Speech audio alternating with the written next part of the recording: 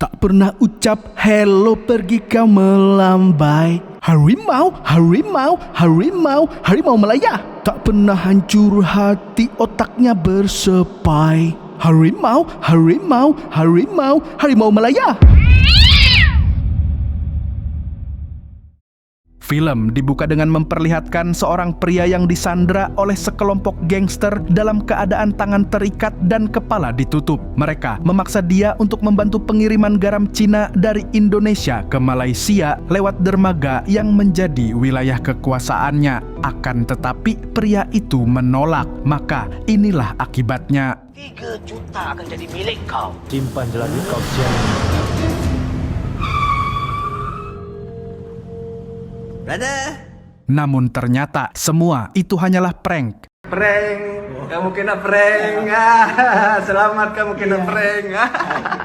Bukan sosial eksperimen, melainkan untuk menguji kesetiaan si abang gondrong. Sebab geng bernama Harimau Merah itu punya prinsip, yaitu mereka tidak akan pernah terlibat dalam bisnis barang haram. Dan karena pria bernama Hakin ini tetap menolak meski dijanjikan imbalan besar, dia pun dinyatakan lolos ujian. Maka ayah sang bos gangster semakin yakin untuk menjadikan Hakin sebagai calon penerusnya. Namun begitu mereka hendak pergi dari tempat itu, anggota geng Harimau Merah yang lain telah menunggu di luar. Ternyata salah satu dari mereka juga mengincar posisi ketua gangster. Demi mendapatkan kedudukan itu, mereka bahkan rela bertarung melawan rekan segengnya sendiri. Dan tawuran antar sesama anggota gangster pun pecah.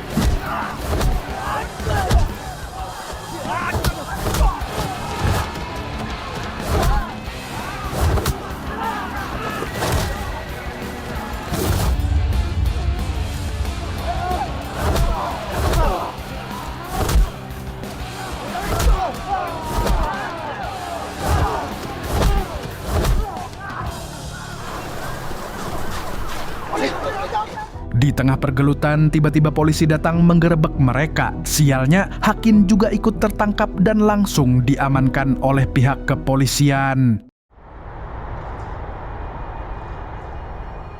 Setelah sempat menunggu di sel, Hakin akhirnya dipanggil untuk diinterogasi. Rupanya, si kepala polisi mengenal Hakin bukan sebagai anggota gangster biasa. Lalu alih-alih diinterogasi, Hakin justru diminta menjadi mata-mata kepolisian. Target mereka adalah Kuntul, salah satu petinggi gangster yang diam-diam menjalankan bisnis garam Cina. Tanpa banyak bacot, Hakin pun menyetujui permintaan tersebut. Sebab sejak awal dia memang membenci barang haram perusak generasi penerus bangsa itu. Kita buat dia untuk Dan untuk keamanan masyarakat.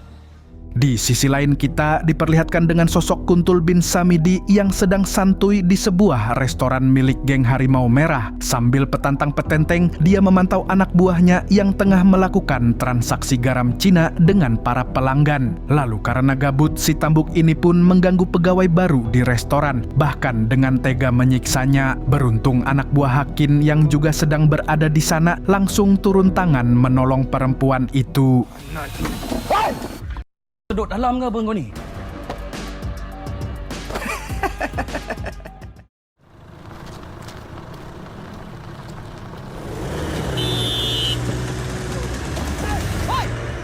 Setelah itu, anak buah Hakin yang terdiri dari Bobby, Waris, dan Saki menjemput sang bos yang hari itu juga dibebaskan dari penjara. Mereka pun langsung melaporkan ulah Samidi yang semakin menjadi-jadi. Mulai dari bertindak semena-mena di restoran geng hingga berani transaksi barang haram di tempat itu. Namun Hakin hanya bisa menampung aduan mereka sebab dia sudah memiliki rencana sendiri. Apa rencananya? Jangan kemana-mana dulu, nanti akan saya spill.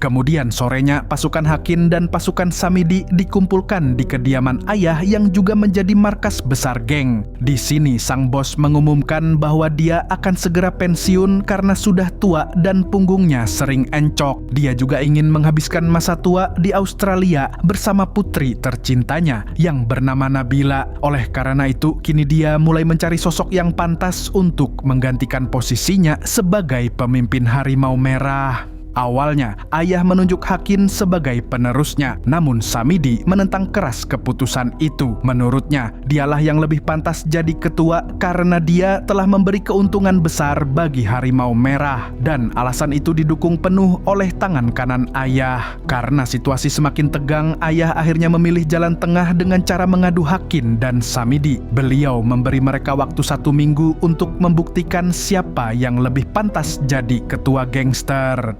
Saya tak ada masalah ya. Saya ikut ya. Apa je lah.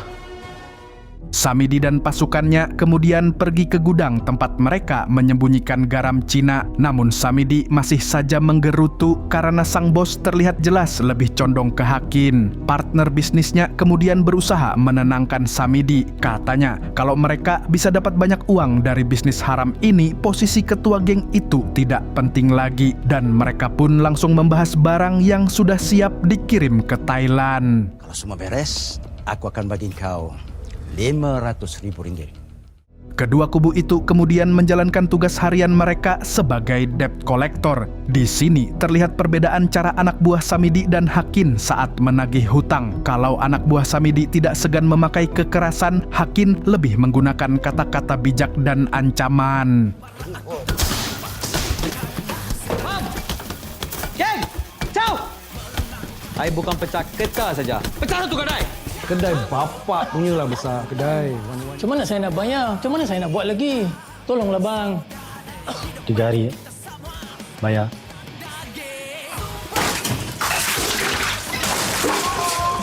Aku bagi lu 1 minggu lagi.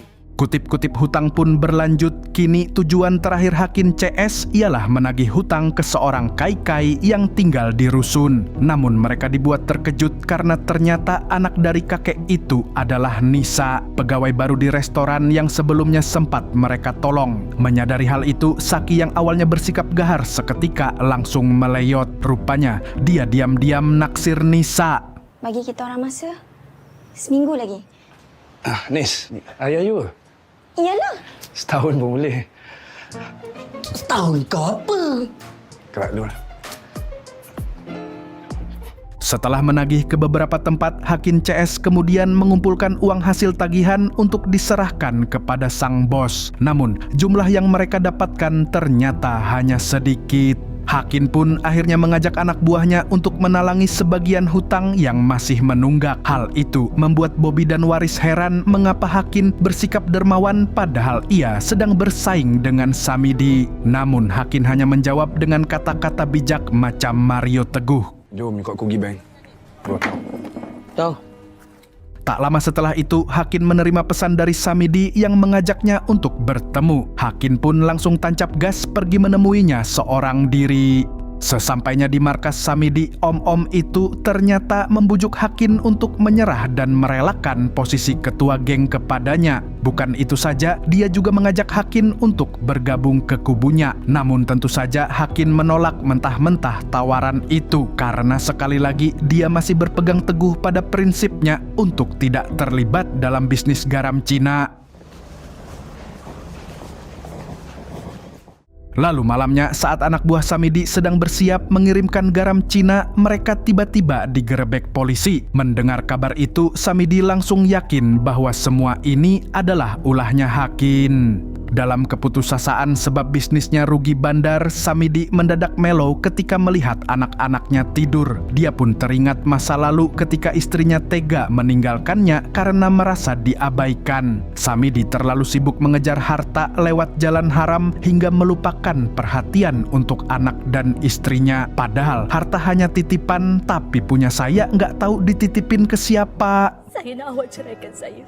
Awak tak pernah sikit pun fikir pasal perasaan saya kan?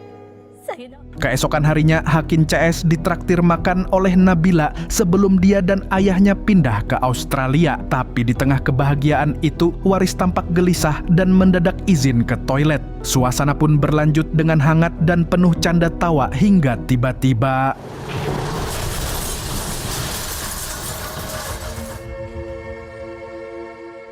Melihat itu, Hakin CS yang tak mau dijadikan tersangka lantas buru-buru pergi dari TKP. Tapi saat mereka masuk mobil, Hakin mendapati ada yang janggal dan ternyata mobil itu sudah dipasangi jebakan sehingga mereka pun bergegas keluar lagi.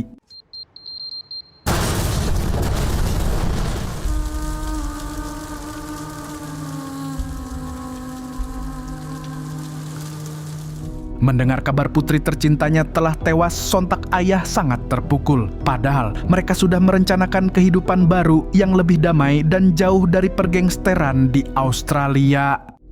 Hakin pun segera menyadari bahwa salah satu anak buahnya telah berkhianat yang tak lain adalah Waris. Setelah terpojok, Waris akhirnya mengaku kalau dia yang membocorkan lokasi pertemuan mereka kepada Samidi. Waris lantas membela diri menjelaskan kalau ia tak menyangka akan ada korban jiwa akibat perbuatannya. Waris juga mengaku terpaksa berkhianat sebab dia butuh uang tambahan untuk pengobatan ibunya yang sedang sakit keras. Karena terlanjur kecewa, Hakin dan yang lain pun memutuskan untuk meng-cut off Waris dari pertemanan.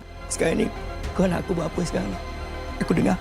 Bagi tahu aku apa yang aku patut buat sekarang. Titisan hujan dan rasa keberat. Lalu besoknya di pemakamannya Nabila dengan petantang petenteng Samidi datang untuk menyampaikan bela sungkawa. Tapi dia dikacangin, tidak ada yang mendengar bacotannya sebab ayah pun tampak muak dengannya. Dan yang paling membuat geram, dia sok-sokan mencari Waris yang tidak datang dalam acara penting itu. Padahal jelas-jelas situasi jadi kacau akibat ulahnya. Boring lah, tak siapa lain aku. Hakin. Setelah dari situ, ayah mengajak Hakin untuk bicara serius. Secara khusus, beliau meminta Hakin menangkap Waris lalu diserahkan kepadanya. Tapi Hakin masih membela Waris, mengatakan kalau Waris tak berniat membunuh Nabila. Akan tetapi ayah yang merasa hancur karena telah kehilangan anak tak menerima alasan apapun. Dia bahkan menyuruh Hakin untuk keluar dari gangster jika Hakin tidak mau menerima permintaannya itu. Selangkah kau keluar dari pintu rumah aku, kau musuh aku. Sementara di sisi lain, kini Waris nekat pergi ke markas Samidi untuk menagih uang. Dia juga meminta pertanggungjawaban Samidi sebab akibat ulahnya sekarang Nabila harus meregang nyawa. Tapi Samidi malah menjanjikan bayaran 2 kali lipat jika Waris mau melakukan satu permintaannya lagi, yaitu untuk membunuh Hakin. Sontak Waris menolak tawaran itu hingga dia pun berakhir digebukin habis-habisan oleh anak buah Samidi. Kemudian Samidi menelepon Hakin memberitahu kalau nyawa Waris kini berada di tangannya. Mendengar itu, Hakin pun langsung tancap gas ke markas Samidi. Tapi ternyata dia tidak datang sendirian. Di luar gedung, dia membawa pasukan gangster yang telah siap bertempur dan mengacak-ngacak markas itu. Samidi lalu diberi waktu 5 menit untuk menyerahkan Waris kepada Hakin. Mengetahui gedung hasil jerih payahnya terancam dijarah dan hancur kayak rumah DPR blunder, Samidi pun terpaksa melepaskan Waris begitu saja. Nggak seru nggak ada gelut. Bye, have a great time. Lalu Hakin membawa Waris ke tempat sepi. Di sini dia mencoba meyakinkan Waris bahwa dia akan memberi Waris kesempatan asalkan Waris mau mengikuti arahannya. Di situ Hakin pun tahu kalau ada sebuah mobil yang sedang memata-matai mereka. Maka bagian Saki dan Bobilah yang akan memberi mereka pelajaran. Salah orang lah korang nak follow. Kemudian Hakin membawa Waris ke rumah Nisa. Dia disuruh bersembunyi di sana untuk sementara waktu sebelum besok malam pergi menggunakan kapal yang sudah disiapkan oleh Hakin. Usai dari situ, Hakin langsung pergi menemui salah satu tangan kanan Samidi yang bernama Panjul. Tak disangka-sangka Panjul memberitahu Hakin tentang gudang penyimpanan garam Cina milik Samidi. Dia melakukannya karena ingin melihat Samidi jatuh lalu mengambil posisinya sebagai petinggi gangster. Dan tentu saja Hakin harus membantu Panjul dalam hal itu. Senang saya cakap. Kenapa tak ambil terus supaya? Keesokan harinya, Hakin CS langsung bergerak ke gudang milik Samidi. Kedatangan mereka disambut oleh antek-antek Samidi sehingga pergelutan pun tak terhindarkan.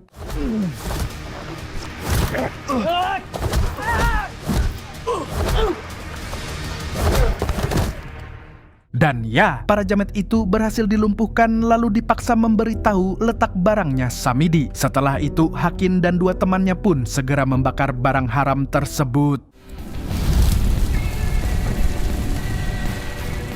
Mengetahui barangnya dibakar habis, Samidi kemudian mengadu ke ayah.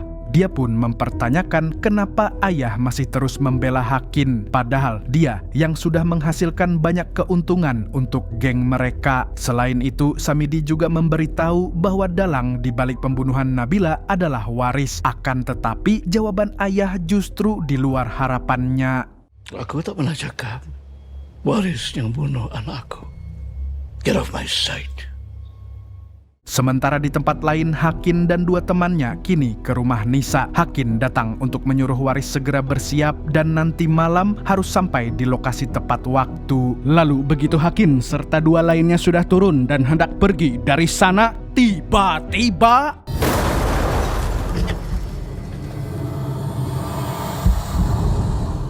sontak Hakin CS segera kembali naik, tapi naasnya Nisa dan Waris sudah diculik. Mereka yakin kalau ini adalah ulah Samidi CS. Dan benar saja, Samidi menelepon Hakin untuk mengajaknya bertemu di gudang lusa. Di saat Hakin perlu waktu untuk menenangkan pikiran sekaligus mengatur strategi, Saki merasa dia tidak bisa mengulur-ulur waktu lagi. Besoknya, dengan penuh tekad, Saki mengajak Bobby untuk menculik anaknya Samidi. Mereka menunggu di luar sekolah. Hingga begitu mobil jemputannya datang, mereka pun segera mengejar dan menghadang jalannya. Namun tak disangka-sangka, ternyata Samidi sudah memperkirakan penculikan itu.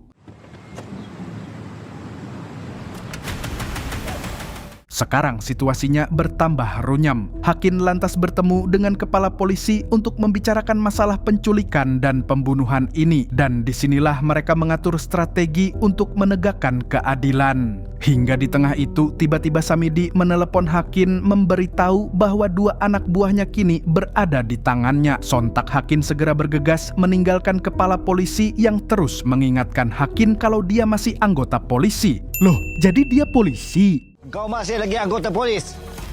Ingat tu.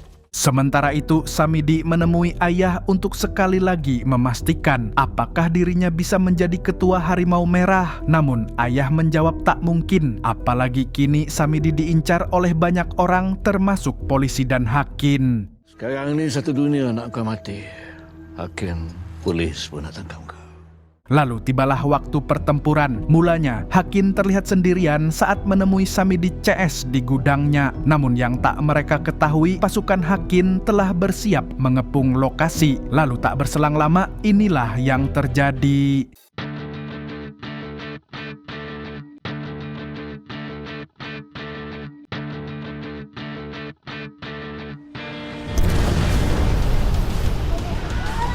Bagi mampu.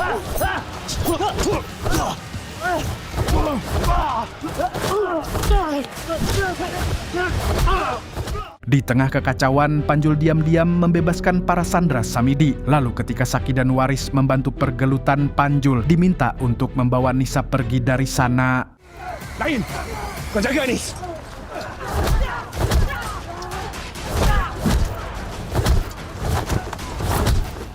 Namun sayangnya, Waris berhasil dilumpuhkan oleh anak buah Samidi. Hal itu sontak membuat Hakin meninggalkan Samidi untuk segera menyelamatkannya.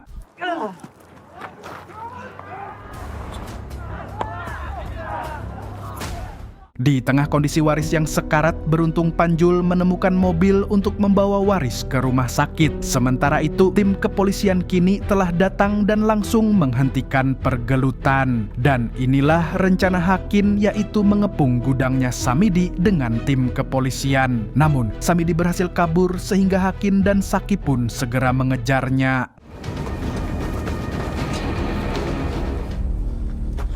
Kau nak lari mana, sial? Hingga saat akhirnya Samidi terpojok, disitulah Hakin membujuknya agar mau berkompromi dengan polisi. Apalagi Samidi memiliki 2 anak yang masih butuh sosok ayah. Namun Samidi justru berbuat di luar nurul. Dia mengaku tak pernah suka dengan Hakin, tapi kali ini dia memohon agar Hakin mau menjaga kedua anaknya. Kau jaga anak aku. Setelah mengatakan itu, Samidi langsung menyerahkan dirinya ke pihak kepolisian. Tapi di sini dia masih berniat menyerang para polisi. Dan tentu saja Samidi pun segera didor dengan peluru tajam bertubi-tubi.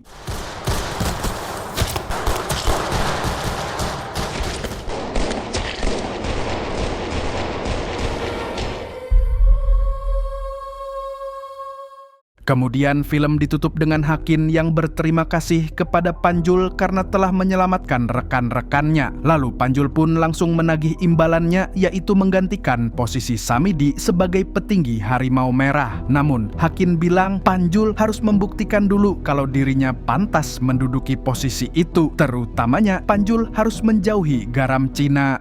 Penting kau jangan main barang tai itu. Setelah itu Hakin menemui ayah, dan disinilah ayah menyerahkan kepemimpinan gangster Harimau Merah kepada Hakin. Ayah bagi jalan. Saya patuh. Dan film pun tamat. Kalau nggak salah ada sih film kedua sama ketiganya. Entahlah. Film ini pada dasarnya cuman soal pilihan hidup. Mau jadi kayak Hakin yang teguh sama prinsip tapi hidupnya susah, atau jadi kayak Samidi yang kaya raya tapi akhirnya didor polisi. Kalau bebuhan pian disuruh milih, Mang Tobi yakin 9 dari 10 penonton di sini pasti milih jadi Samidi. Tapi maunya yang endingnya selamat. Kada kau banar bebuhannya nih, linyak waluh. Segitu dulu dari Mang Tobi, sang pengangguran profesional yang tidak keterima-keterima kerja, mengucapkan sampai jumpa di video selanjutnya. Nah, kalau begitu passwordnya apa nih Mas Yono? Pulung Gundul pamit dulu.